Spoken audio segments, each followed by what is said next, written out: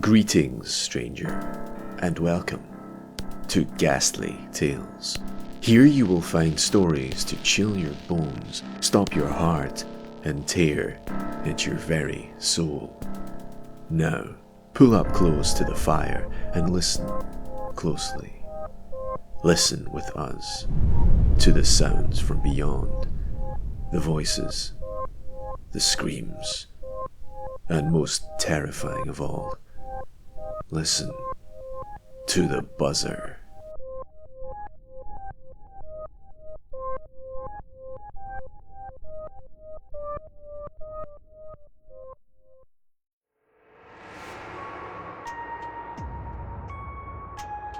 What do florists, nursing homes, newspaper editors, doctors' offices, and ambulance services all have in common?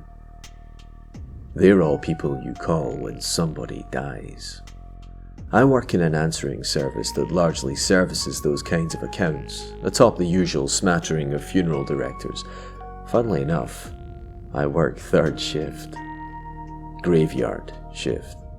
Now, while I do deal with plenty of other stuff, funerals and deaths are a big part of it.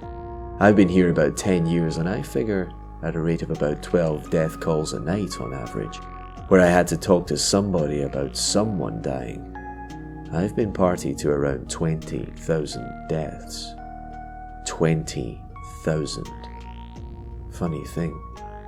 I've talked to grieving mothers and husbands who just watched their wives die. Dead babies are the worst. Stillbirths make you feel like a shithead for every question you have to ask, but it's the same night after night. Name of the deceased, callback number, place of death, time. You get that on basically every call. Some nights you have to ask some funny questions. Is the body in one piece? Is the body still under the truck? What should we bring to cut him down? Some days it's really quiet. Some days it's crazy. You'd think more people would die around the holidays, but that's actually a myth. More people die when it's cold or right after the holiday or at night. I guess they just hang on to see their family one last time. I work alone, sitting in the office, no real call for multiple operators on third shift. Now, it should be kept in mind, this is an old answering service. It's over 30 years old now. The last two people to do my job both had major psychotic episodes. One of them was found slumped over his desk with a brain aneurysm. He was alive, but I think he's in a home now. He was 35. I've come close. I'm pretty stable, mind you. The thing is, you don't see the sun on third shift, especially during the winter, and that does something to people over a long enough period. 10 years and I've had to be rigorous with taking vitamins and getting sunlight. Being alone and without sunlight still gives me hallucinations from time to time. People's voices, footsteps, crap like that. It's not real and I'm aware it's not real, but it is unsettling. That's all beside the point though. About 6 months ago, we started getting some strange calls. The office is used to this. Butt dials are a daily thing. Pick up, determine nobody's on the other end, hang up. Simple, yeah? I'm alone, so I don't get much information from what's going on in the office, and they don't hear hardly anything that goes on at night. I don't remember the first call, but I'm sure I dismissed it as another wrong number. It was just some soft guitar music. Classical guitar, like my dad plays. The call came in on some random account too, so it was easy to put it out of my mind. Over the next few nights, more of these calls came in.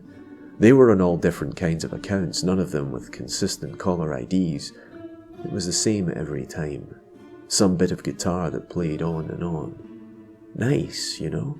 Almost pleasant, considering all the idiots who call in banging on about their broken refrigerators. In large part, I just ignored it and only took mental note. That was when the arguing started. Another call one night that sounded very much like a couple arguing in Spanish. I don't speak Spanish, but it came in again and again, and each time I heard it, they sounded more and more agitated. After a while, I stopped hanging up immediately and instead decided to try to get Google to translate what I was hearing. Google Voice Translate didn't work except on 2 words. Te odio. It means something like, I hate you.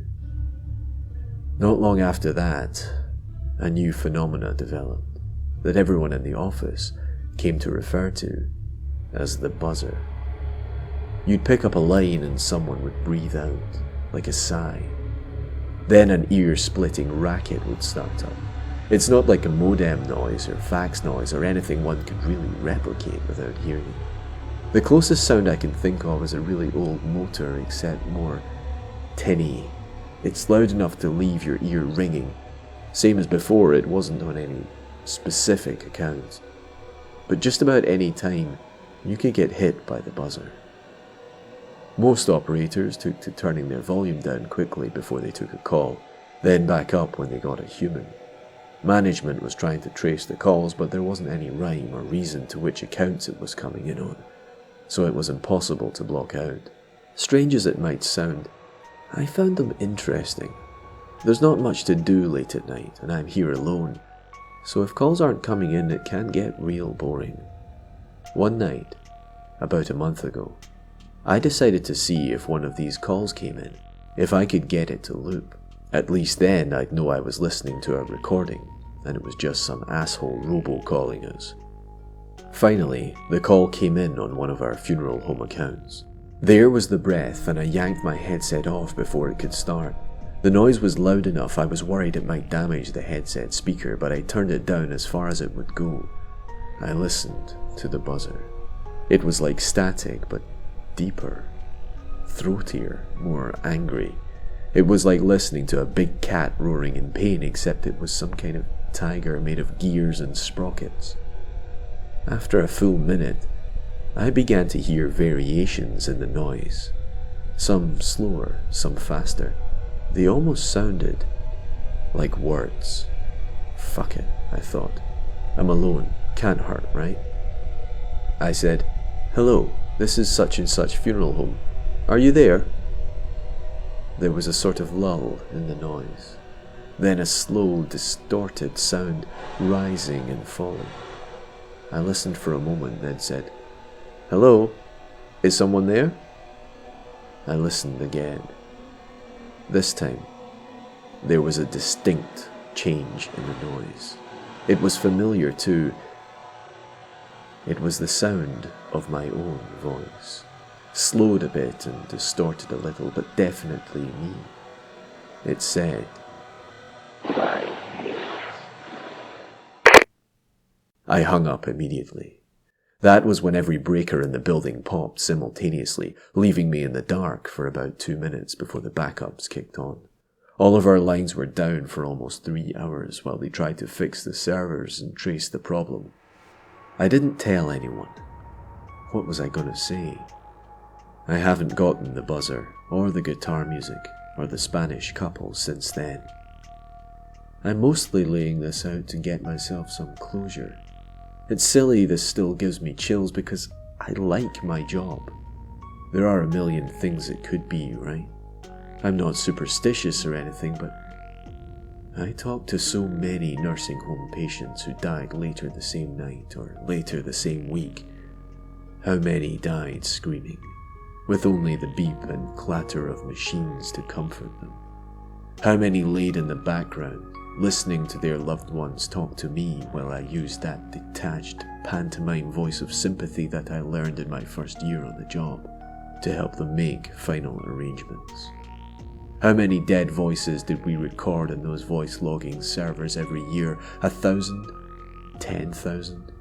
How many souls did I usher out of this world, whose words were captured on our servers, erased and recorded over with another dead voice, again and again?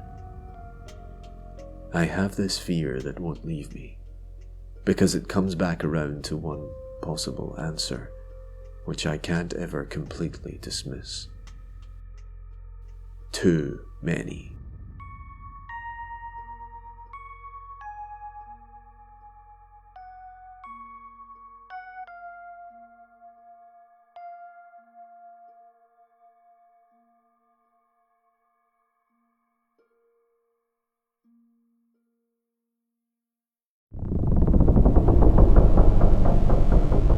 This has been a Ghastly Tales production. Narration by Martin Yates, accompanying music by Kevin MacLeod, licensed under Creative Commons by Attribution 3.0. Additional music by Michael Whitehouse. For full credits, please see the description. I hope you've enjoyed this reading, and if you have, please subscribe to Ghastly Tales on YouTube or stalk Ghastly Tales Presents on Facebook for more horror narrations, short films, true horrors, dark documentaries, and more. Good night, listener, and sweet dreams.